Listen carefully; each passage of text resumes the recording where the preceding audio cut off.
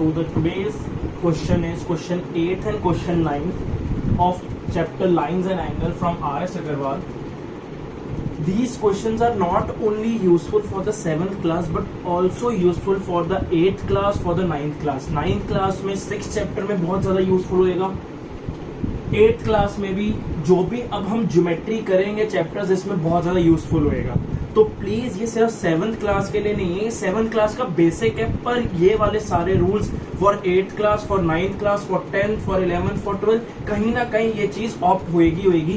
So please अगर मैंने यहाँ पे 7th क्लास लिखा है तो दैट डज नॉट मीन्स कि भाई ये सिर्फ उसी क्लास के लिए यूज होएगा. ये 8th, 9th, 10th, 11th, 12th हर क्वेश्चन के लिए यूज हो सकता है जब भी ज्योमेट्री का आएगा. So the first question is, जैसे जैसे वो चीज बोलता जाएगा मैं वैसे वैसे फिगर बनाता जाऊंगा. आंसर 8 में बोल रहे हैं AOB is a straight line. So I will draw the straight line AOB.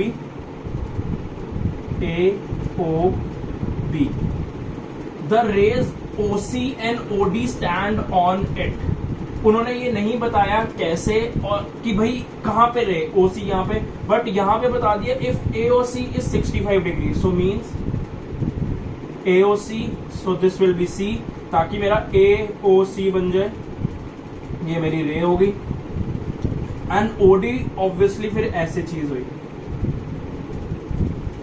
रे हमारे लिए वो होती है जिसका एक एंड पॉइंट होता है और देन उसका एक एंडलेस पॉइंट होता है. फॉर एग्जाम्पल सन की रेज, अगर हम सन बना रहे हैं तो उसका एंड पॉइंट ये है बट एंडलेस पॉइंट ये वाला है, क्योंकि वो रेज कभी भी खत्म नहीं हो सकती है.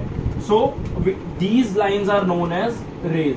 तभी हम इसको एक जगह से एरो और एक जगह डॉट से डिनोट करते हैं. So basically main है if AOC is 65 means AOC is 65 degree. BOD, here it is BOD is 70 degree. We have to find COD means let it be X. So जब उसने बोल दिया कि AOB is a straight line, and मैं अपनी previous videos में बहुत बार बता चुका हूं straight line means कि भाई हमारा लीनियर पेयर बनेगा. So we will write AOB is a straight line. So angle AOC, this AOC plus angle COD, and next is angle DOB equals to 180 degree. This will be our linear pair. सबसे main चीज क्या होती है geometry में, जब भी ऐसे figure आएगी हम ऑर्डर वाइज चलेंगे. हम ये नहीं कि पहले मैंने ये लिख दिया फिर मैंने ये लिख दिया फिर ये लिख दिया, ऐसे कभी नहीं करना क्योंकि बहुत ज्यादा मिस्टेक होने के चांसेस होते हैं. सो AOC मैंने पहले लिखा, COD नेक्स्ट लिखा एंड DOB मैंने फिर से लिखा. सो एंगल AOC जो है 65 डिग्री है, COD मेरा X है and DOB is 70 degree which will be equal to 180 degree. अगर मैं 65 और 70 को ऐड करूं that will come out to be 135 degree plus X equals to 180 degree. 135 को मैं वहां पे शिफ्ट करूंगा क्योंकि मुझे x की वैल्यू चाहिए एंड 135 यहाँ पे प्लस का साइन है तो वहां जाके माइनस हो जाएगा. हमें ये वाला प्लस नहीं देखना होता, हमें इसके लेफ्ट में देखना होता है. हमेशा जब भी कोई साइन देखेंगे, फॉर एग्जाम्पल जैसे ये पेन या मार्कर है, इसके यहाँ पे ये इसको नहीं जाने दे रहा, मतलब पेन जो है इस फिंगर को नहीं जाने दे रहा, दैट मीन्स जो इसके लेफ्ट में है वो हमारा साइन होता है. जब भी कोई साइन नहीं होता तो हम प्लस साइन मानते हैं. एंड जब इसके यहाँ पे प्लस है, फॉर एग्जाम्पल मैं यहाँ पे लगा सकता हूं प्लस, तो ये जो प्लस है जब ये वहां नंबर शिफ्ट होएगा तो वो नेगेटिव होता है. हमें ये साइन नहीं देखना होता क्योंकि ये साइन किसका होगा, x का होगा. तो हमेशा नंबर का साइन लेफ्ट में होता है. बच्चे क्या सोचते हैं कि चलो ये वाला साइन है तो वहां पे शिफ्ट हो जाएगा तो माइनस, ऐसा बिल्कुल नहीं होता. साइन हमेशा उसके लेफ्ट वाला होता है, प्लीज ये चीज याद रखना. So this will be plus X equals to 180 degree minus 135 degree. आप चाहे यहाँ पे प्लस लगाओ या ना लगाओ कोई फर्क नहीं पड़ता, क्योंकि प्लस का होना ना होना एक ही बात है। सो x इक्वल्स टू, जब मैं इसको माइनस करूंगा तो हमारा जो आंसर आएगा वो हमारी x की वैल्यू आ जाएगी 10 में से 5/5। देन जब ये 10 बना ये 7 बनेगा, 7 में से जब 3 जाएगा तो ये हो जाएगा 45 degree and this will be my value of x। सो जब मैं इन तीनों वैल्यूज को ऐड करूंगा मेरा 180 ही बनेगा। सो ये मेरा 8th क्वेश्चन हो गया। Next is my 9th question.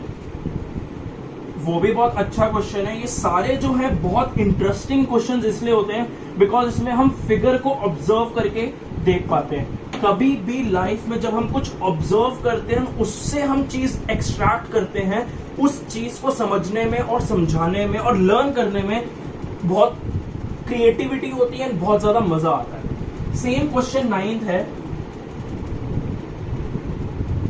Question 9th में बोल रहा है, इसमें 2 स्ट्रेट लाइंस है एंड नेम है A B and C D, जो कि इंटरसेक्ट करते हैं at point O. Intersect means कि for example this is the marker and this is my finger. जब मैंने इसको क्रॉस करा इस पॉइंट में जहां पे क्रॉस कर रहे हैं ये होता है इंटरसेक्टिंग पॉइंट्स, और ये जो दोनों लाइन इंटरसेक्ट कर रही हैं ये होती है इंटरसेक्टिंग लाइंस। सो 2 लाइंस है वो भी स्ट्रेट जो कि एक दूसरे को इंटरसेक्ट कर रहे हैं। फॉर एग्जाम्पल ऐसे ये हो गया एक लाइन, ये होगी दूसरी। So this is A B and this is C D and this is point O. मतलब मैंने यहां तक इस स्टेटमेंट को सेटिस्फाइड कर दिया है।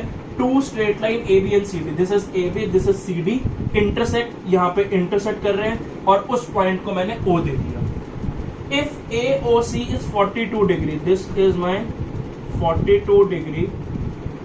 Find measures of AOD means मेरे को एंगल 1 फाइंड करना है, बीओडी मेरे को एंगल 2 फाइंड करना है एंड सीओबी मेरे को एंगल 3 भी फाइंड करना है।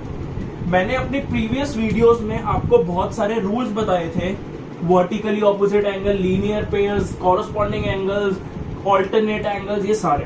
एंड मैंने बताया था जब भी हमारे को स्ट्रेट लाइन आएगा हमारा लीनियर पेयर लगेगा। स्ट्रेट लाइन हमारी यहां भी बन रही है ऐसे एंड ऐसे भी बन रहा है।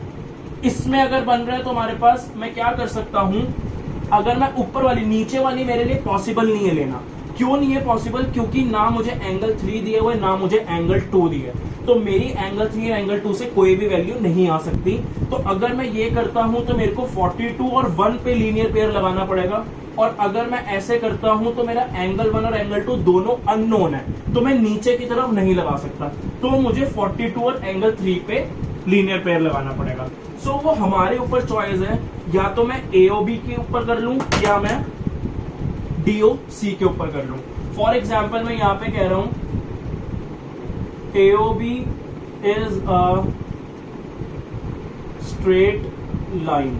जब मैंने एओबी की बात करी, मेरा लीनियर पेयर ऊपर भी बन रहा है एंड मेरा लीनियर पेयर नीचे भी बन रहा है, पर नीचे क्या हो रहा है, एंगल 1 और एंगल 2 दोनों ही अननोन वैल्यूज है जो कि मुझे नहीं पता। इसीलिए मैं ऊपर वाली लूंगा जो कि हो जाएगा angle AOC plus angle BOC equals to 180 degree, that will be my linear pair. ये मेरा आ गया 42 डिग्री क्योंकि मेरे को गिवन है, BOC मुझे नहीं given, is equal to 180 degree. And BOC की जगह मैं एंगल 3 भी लिख सकता हूं, कोई दिक्कत नहीं है, इक्वल्स टू 180 डिग्री। मैंने 42 डिग्री को वहां शिफ्ट करा सेम, क्योंकि यहाँ पे कोई भी साइन नहीं है तो प्लस क्या, तो वहां जाके माइनस होएगा। So angle 3 equals to 180 degree minus 42 degree. So angle 3 equals to, जब मैं इसको माइनस करूंगा यहाँ पे 0 है तो 10 बन जाएगा, 10 में से 2 गए 8, ये 7 बन जाएगा, 7 में से 4 गए 3 and this will be 138 degree. So मेरा एंगल 3 निकल गया। अब मैं देखूं तो angle AOC is equal to angle DOB। क्यों? Because they are vertically opposite angles. ये मैंने अपनी प्रीवियस वीडियोस में बताया था कि ये और ये एक दूसरे के बिल्कुल ऑपोजिट है। फॉर एग्जाम्पल अभी मैं और आप बिल्कुल वर्टिकली ऑपोजिट है, बिकॉज हम दोनों टच नहीं हो पा रहे हैं। मेरा ये वाला वर्टिकली नहीं है, ये वाला वर्टिकली नहीं है, बट आप जो हो मेरे से वर्टिकली ऑपोजिट हो। सिमिलरली 42 1 से टच है, 3 से टच है, पर किससे टच नहीं है? 2 से।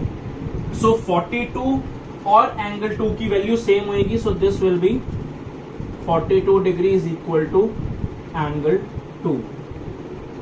सिमिलरली एंगल 3, आप सही सोच रहे हो कि जैसे ये और ये ऑपोजिट है, ऐसे ही एंगल 3 और एंगल 1 वर्टिकली ऑपोजिट होंगे। So angle COB is equal to angle AOD। COB is angle 3 equals to angle 1 and angle 3 मेरे पास 138 डिग्री ऑलरेडी मैंने फाइंड करा है, इक्वल्स टू एंगल 1। सो मेरे तीनों एंगल्स की वैल्यू आ गई एंड मेरा क्वेश्चन खत्म।